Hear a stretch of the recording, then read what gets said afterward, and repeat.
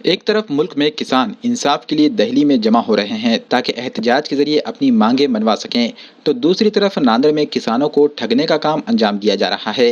मामला वाजेगांव का है, जहां किसान अपने कच्चे माल की फरोख्त के लिए पहुंचते हैं। तकरीबन 100 से जायद किसानों ने ग्रामीण पुलिस में शिकायत की है कि शिवम ट्रेडर्स ने इनके माल तो ले लिए, लेकिन इसकी रकम अभी तक अदा नहीं की है, जबकि शिवम ट्रेडर्स के मालिक अब फरार हो गए हैं। शिवम ट्रेडर्स ने करोड़ों रुपए का माल इन किसानों से खरीदा और इन्हें बोगस चेक और कच्ची रसीदें थमा दी। कई माह की चक्कर लगाने के बाद किसानों ने मुत्तहदा तौर पर ग्रामीण पुलिस स्टेशन में इसकी शिकायत दर्ज कराई।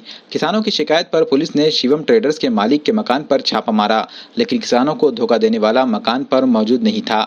पुलिस ने मामला दर्ज करते हुए फरार मुलजिमीन की तलाश शुरू कर दी है। सध्या एक वाजेगाव आणि या भागातील गावांमध्ये खूप संकटाची स्थिती निर्माण झालेली आहे। या भागातील वाजेगाव येथील शिवम ट्रेडर्स याचे प्रोप्रायटर अक्षय काचावार आणि त्यांचे पिता दत्तात्रय काचावार हे शेतकऱ्यांचा माल आणि पैसे घेऊन फरार झाले आहेत। असे किती शेतकरी आहेत? साधारणपणे 100 ते 150 किंवा त्यापेक्षाही जास्त असू शकतात। हे शेतकऱ्यांचा हरभरा, सोयाबीन, तूर, कापूस, हळद असे विविध पिकं यांची होती। क्विंटलाचा अंदाज काढला तर खूप मोठे, किमान 5 ते 10 कोटी किंवा त्यापेक्षा जास्त सुद्धा रक्कम जाऊ शकते या घोटाळ्यात। आणि याच्यात फक्त शेतकरीच नाहीत, तर दुसरे काही व्यापारी आहेत, काही लोकांनी हातूसनी पैसे दिलेले आहेत, असे काही बँकांचे सुद्धा निघू शकते। जसा जसा पुढे पोलीस तपास होईल, पोलीस तपासामध्ये आणखी बरंच काही निघण्याची शक्यता आहे। हे सगळं 409 भादवी 409च्या अंतर्गामध्ये ही केस व्हायला पाहिजे। या व्यतिरिक्त ह्या प्रोप्रायटरांनी काय केलेलं आहे, ते बोगस चेक दिलेले आहेत काही शेतकऱ्यांना, काही व्यापाऱ्यांना व इतर लोकांना ज्यांच्याकडनं पैसे घेतले असतील। ते 138 या सेक्शनमध्ये येतात। निगोशिएबल इन्स्ट्रुमेंट ॲक्ट याच्या अंतर्गत 138 नुसार त्यांच्यावर वेगळी कारवाई होऊ शकते।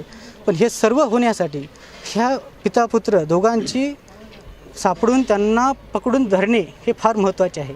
कारण समन्स काढणे हे ह्या गोष्टीसाठी आम्हाला शेतकऱ्याचं काय म्हणणं आहे? शेतकऱ्याची अवस्था तर फार बिकट आहे। यावेळेस आपल्याला सगळ्यांनाच माहिती आहे की दुष्काळी जे ओला दुष्काळ झाला होता, त्यामुळे सोयाबीन जवळपास सर्व प्रकारचे पिकांचं नुकसान अतोनात झालेलं आहे।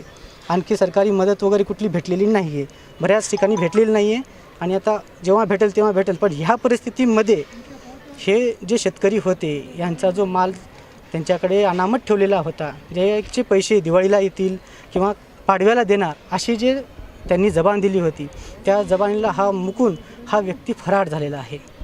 सर्व 10-15 गावातील सर्व शेतकऱ्यांनी शिवम ट्रेडर्स वाजेगाव या ठिकाणी कोण 50, कोणाचं 70, कोणाचं 100 क्विंटल ज्याच्या त्याच्या ऐपतीमुळं शेतकऱ्यानं सोयाबीन टाकलं होतं। तर ते बाबा आम्ही उधारीनं टाकलं होतं, तर पैसे देतो दिवाळीला म्हणून शिवम ट्रेडर्स वाजेगाव या आडत दुकानदारांनी सोयाबीन घेतलं।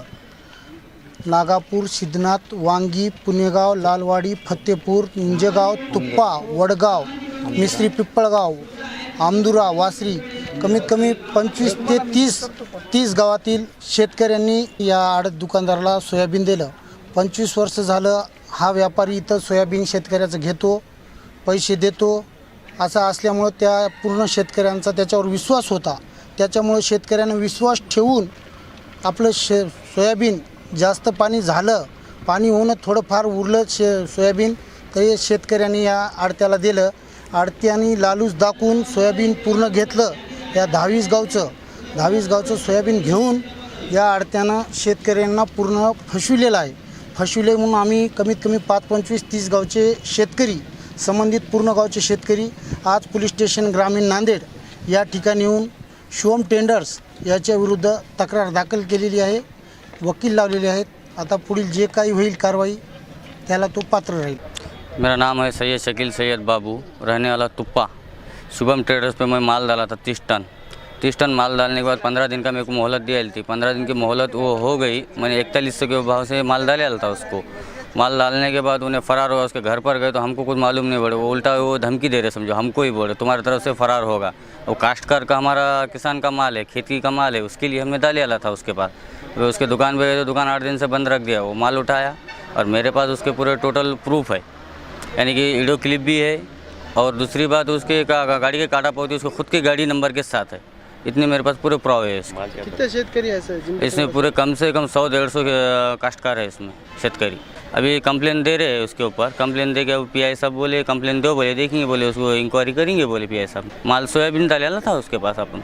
हमारे वाजे गांव में शिवम ट्रेडर्स बोल के आड़त दुकान था और वो आड़त दुकान वाले ने सबको बार हमेशा के लिए वो हमारा सोयाबीन, हल्दी, चना सब माल लेता था। अभी तक 10 साल में कभी किसी को तकरार नहीं दी, मगर अभी सबको विश्वास में लाके हमारे सब कम से कम 20-25 गांव का पूरा सोयाबीन, हल्दी, चना लेकर वो सबको बोगस चेक देकर वाजे गांव से पलायन हुआ है। वाजे गांव में उसका आड़त दुकान है, सबका उस पर भरोसा था और वो भरोसे में लेकर किसी को चेक दिया, किसी को दीपावली के बाद दे दूंगा, किसी की शादी है तो शादी के बाद, शादी के पहले 2-4 दिन में पैसे दे दूंगा, ऐसा बोल के सब जनों को फंसा के वो भाग गया। कितने दिन हुए भाग के? 8 दिन हो गए, मंगल को गए वाले है।